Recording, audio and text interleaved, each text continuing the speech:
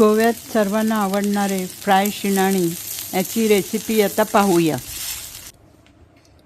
बोंबीलप्रमाणे ह्याला परत परत पाणी सुटतं, त्यामुळे हे जास्तसे दाबून दाबून जास्त होईल तेवढं शक्य होईल दाबून त्याचं पाणी काढायचं। पाणी काढल्याशिवाय ह्याला मसाला लावता येणार नाही। पाणी काढून एकदम असे कोरडे कसे करायचे, जवळजवळ याच्यात पाण्याचा अंश राहता कामा नये। ते लावलं का मग आलं लसणाची पेस्ट लावायची। ही मी घरी केलेली पेस्ट आहे, घरातल्याच घरात केलेली पेस्ट आहे।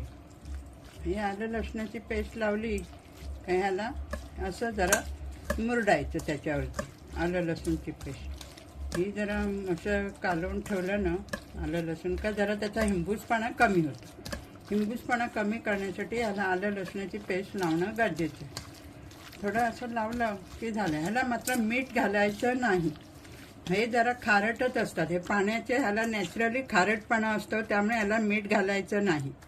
बरेच जण हे असलं आगळाचं पाणी घालतात, तर काही जण लिंबू पिळतात। मी आगळाचं पाणी घालत नाही, कारण ह्याचा रंग मग काळा होतो, म्हणून हा आगळ घालायचा नाही। म्हणून त्याऐवजी लिंबू घालायचा। लिंबू घालायचा, लिंबू पिळल्यानंतर थोडा आंबटपणा येतो त्याचा। थोडा आंबटपणा आल्यानंतर असं लिंबू घालून जरा ठेवायचं। जरा आंबट आलं की नाही का खायला जरा बरे लागतात।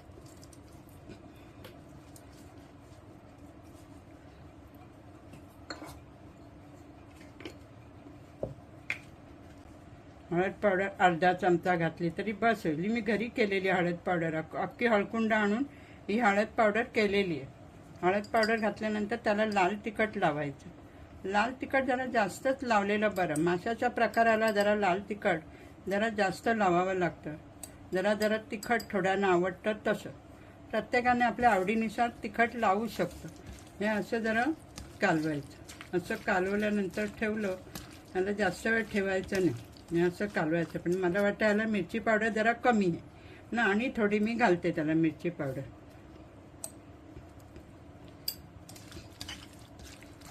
अशी मिरची पावडर असं लावून ठेव। मिरची लावली, मिरची पावडर काय एक एक घ्यायचं आणि हे रव्यात बुडून तव्यावर टाकायचं।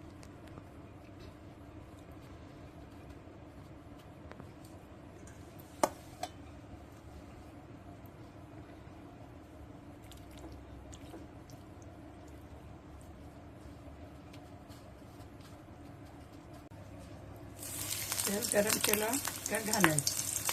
रवा लावला जास्त, ह्याला रवा जास्त लावावा लागतो।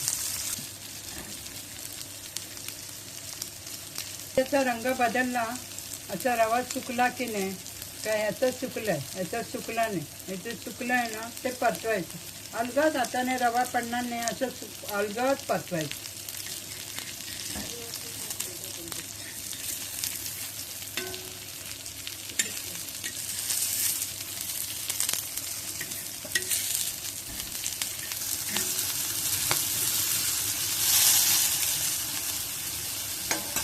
गॅस मध्यमच ठेवायची, जास्त मोठा नाही ठेवायचं। आणि जरा वर सुकलेले दिसले का थोडं तेल घालायचं। आणि तेल मात्र तळायला खूप लागतं।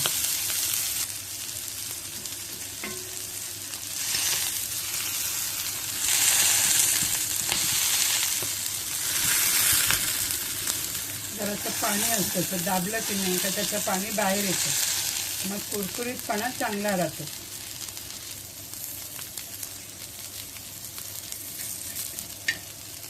आता ते भाजून जाईल, त्या प्लेटवर काढायचं।